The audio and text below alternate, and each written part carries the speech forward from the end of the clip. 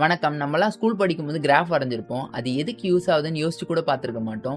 நம்ம விளையாடுற எந்த கேமா இருந்தாலும் மேரியோலேருந்து ஆர்டிஆர் வரைக்கும் கிராஃப் தான் பேஸு.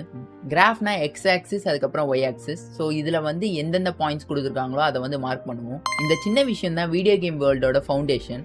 ரியல் வேர்ல்ட்லேயே நம்ம நிறைய விஷயத்துக்கு கிராஃபை யூஸ் பண்ணுறோம். வெதர் சார்ட்ஸ் அதுக்கப்புறம் ஸ்டாக் ப்ரைஸ் இந்த மாதிரி நிறைய விஷயத்துக்கு யூஸ் பண்ணுறோம். பேசிக்காக ஒரு விஷயம் எப்படி ஒவ்வொரு டைமில் சேஞ்ச் ஆகுதுன்றதை தெரிஞ்சுக்க கிராஃப் தான் யூஸ் ஆகுது. கம்ப்யூட்டரில் சிபியூ மெமரி பர்ஃபார்மன்ஸ் இன்னும் நிறைய விஷயம் ப்ரோக்ராமர் தெரிஞ்சுக்க கிராஃப் தான் யூஸ் பண்ணுறாங்க. இப்போ கேம் டெவலப்மெண்ட்குள்ளே பார்த்தோன்னா கிராஃப் தான் எல்லாமே.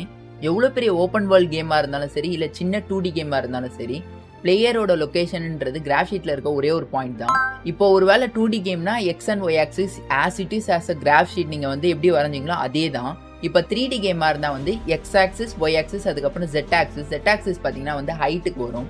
நீங்கள் எந்த கேமாக இருந்தாலும் ஸ்பேஸ் கேமாக இருந்தாலும் சரி, இல்லை வித்தியாசமான ஜான்ரா எந்த கேமாக இருந்தாலும் இதே மாதிரி தான் கிராஃப். ஒன்று 3D கிராஃபாக இருக்கும், இல்லை 2D கிராஃபாக இருக்கும். 2D கிராஃப் நம்ம ஸ்கூலில் படிச்சது. இப்போ நீங்கள் ஒரு வேளை பிளேயரோ இல்லை அந்த வீடியோ கேமில் இருக்க எந்த ஆப்ஜெக்டை மூவ் பண்ணனாலும் அதோட கிராஃப் பாயிண்ட்ல வந்து ஆடோ சப்ராக்டோ பண்ணுறது மூலமாக தான் மூவ்மெண்ட்டை கொடுக்க முடியும். பிளேயரை நீங்கள் ரைட் சைட் மூவ் பண்ணோன்னா வந்து எக்ஸ் ஆக்சிஸோட ஆட் பண்ணுங்க, அதே வந்து எக்ஸ் ஆக்சிஸோட மைனஸ் பண்ணிங்கன்னா லெஃப்ட் சைட் மூவ் ஆகும். ஸோ இதுதான் கேம் மூவ்மெண்ட். வீடியோ கேமில் இருக்க எந்த எனிமியாலுமே வந்து பிளேயரை பார்க்க முடியாது. பட் எப்படி அவங்க கரெக்டாக ஃபாலோ பண்ணி வராங்கன்னா, ஸோ எனிமி வந்து பிளேயரோட பாயிண்ட்டையும் அதோட பாயிண்ட்டையும் கம்பேர் பண்ணி கால்குலேட் பண்ணி வரும். ஸோ அதுதான் கான்செப்ட்.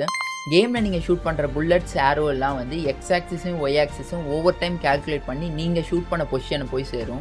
சில டைம் ஜெட் ஆக்சிஸும் யூஸ் பண்ணுவாங்க, ஏன்னா வந்து ஓவர் த டிஸ்டன்ஸ் வந்து அதோட ஹைட் கம்மியாகணும்னு சொல்லிட்டு. தேர்ட் பர்சன் கேம்ஸில் பிளேயரை கேமரா ஃபாலோ பண்ணுறது இதே பிரின்சிபல் தான். இது மட்டும் இல்லாமல் அனிமேஷன் டைமிங், ஏஐ பாத் ஃபைண்டிங், லெவல் டிசைனில் கூட கிராஃப் தான் பேஸு.